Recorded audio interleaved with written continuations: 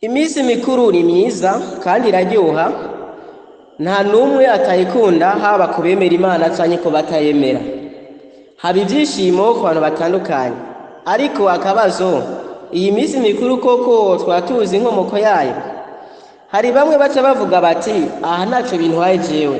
Egome koko nivyo ntaco bitwaye, ariko uwo guhamagara ati ngo tuje mw'ibarabara tuvyine utazi ico murimo muravyinira, wovyakira ute? Ariko si ico turiko. Uyu munsi tukaba dushaka kubasobanurira ico bita Christmas canke mu rurimi rw'igifaransa Noel ico arico. Karibu cane, muri kumwe na Emile Iyamuremye.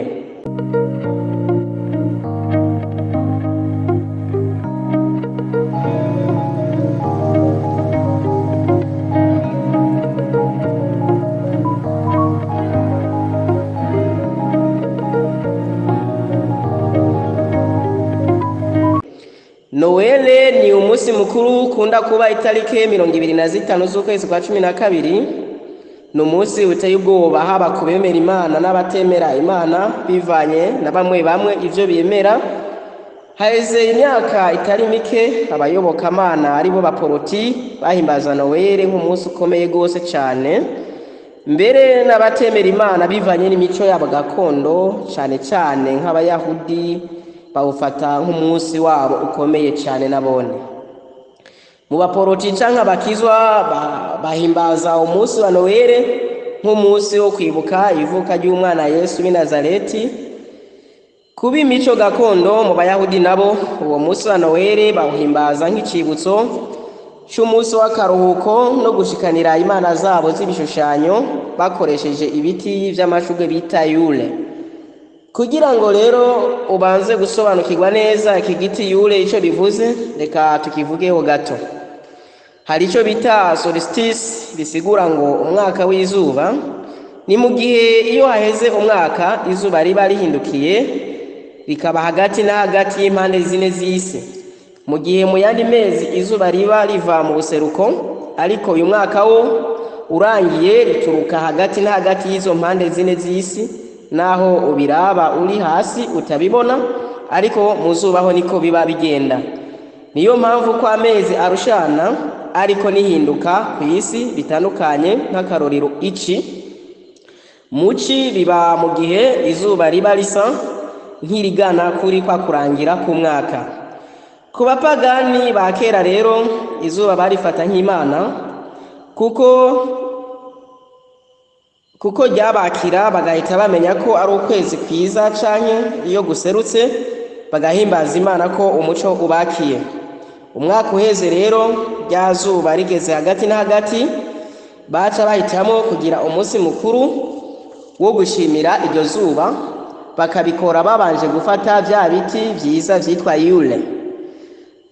Guko bitagira amashami bigakura biraba hejuru, babifata nk'aho bizoshimisha iryo zuba, maze bakabica bakabijana mu mazu, bakabishiraho amabuji hamwe n'ibimota neza n'amatara mu buryo bwo kunezereza y'Imana ariyo zuba.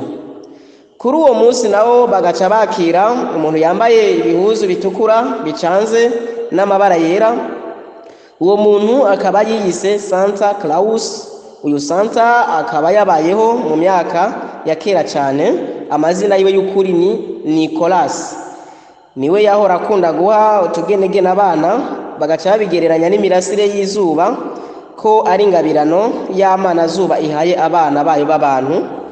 Uyu Santa tukazomugarukako mu kindi kiganiro kizokurikira. Noel rero ikaba yemejwe ku mugaragaro n'ubutungane bwa Leta Zunze Ubumwe za Amerika nk'umunsi w'ikiruhuko, aho hari mu mwaka w'1870. Christmas canke Noel bikaba vyabayeho naho mu gihe Yesu atari bwavuke. Abantu baba mu butayu hamwe n'ahantu hakunda gukanya bahora bamara igihe kinini atazuba babona. Ico gihe naco bacita winter. Iyo winter canke imbeho y'urume yasa nk'igiye guhera, baba biteze agasusuruko n'umuco w'izuba ko ubarasira. bagahera aho bavyita solstice canke sunlight.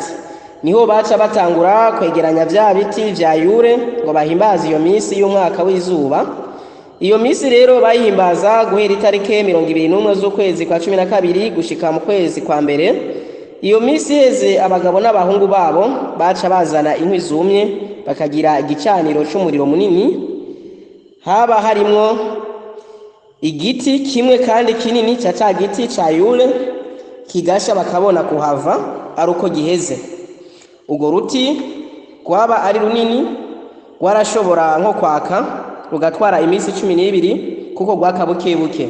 Iyo minsi 12 baca bayihuza n'ayamezi 12 nyene. Iyo minsi heze bakica nk'igikoko bakabaga bakarya bishimye.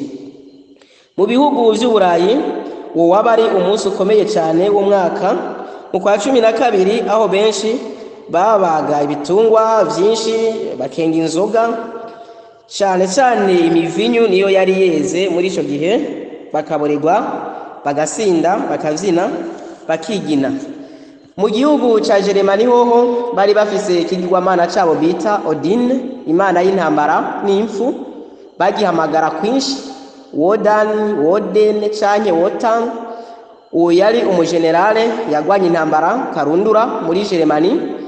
Igihe yari ari ku rugamba aca yirokora ijisho rimwe aritanga avuga ko yoshobora kugwana abonesha ijisho rimwe. Yari afise ubwenge n'ubuhanga bukomeye. Amaze gupfa abajeremani bizera ko impemu yiwe ikiriho ari nzima, rero ko iguma itembera mu isanzure ibagwanira. Baca mu akazina ka papa w'abapapa. Udine yari afise abahungu babiri, uyu nawe tuzomugaruka ko mu yindi nkuru zacu zo hanyuma. I Roma naho nta mbeho nyinshi yaba ihari, ariko nabo bafashe uwo munsi wa Noel bawifuriza imana yabo bita Saturnalia, bayita imana y'ibimeza yiyimbura n'ikuza. Haba ari mu kwezi kwa 12 wegereje iyimbura. Uwo mwaka nawo bawita agriculture, bisigura ngo igihe c'igenya. Ivyo babitangura guhera itariki 17 z'ukwa 12. Ibirori bikomeye bikaba itariki 25 z'ukwa 12 bikarangira bukeye. Baranywa bakarya mbere bakarekura na bamwe mu mfungwa, ibikorwa vyose bigahagarara. Ico kigirwamana cabo bakaba bagihimbaza itariki 25 z'ukwa 12 bibuka n'ivuka ryaco. Ico kigirwamana kikaba citwa Mitra, umwana w'izuba yarungitswe gucungura isi, ikabakuriza ibimera igatuma n'ibitegwa vyimbuka. Mu gihe ca Yesu rero abavuga ko bakijijwe nk'abayuda, uwo munsi w'ukwa 12 bawufata nk'umunsi w'akaruhuko. No mu gihe ca Yesu ntabwo banawumwifuriza uwo munsi mukuru w'amavuko w'itariki 25 z'ukwa 12. Mu bemeramana ba mbere cyane nk'abakatolika b'i Roma batangaje ko bashaka kwibuka ivuka rya Yesu, mugabo bikaba kuri iyo tariki nyene y'ukwa 12. Ariko nubwo babikoze nta na hamwe mu bitabo na bimwe vyeranda vyerekana itariki Yesu yavukiyeko n'ukwezi.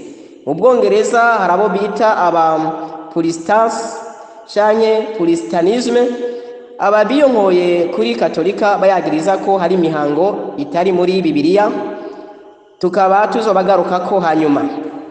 Bo bavuze ko uyu munsi wa Noel ukwiye guhagarikwa kwipfurizwa Yesu, kuko atatarike nimwe bazi Yesu yavukiyeko, kandi ko nta ubwiwe atanahamwe yigeze abikora. Mwibuke kandi ko mu kwa 12 i Burayi haba hari imbeho.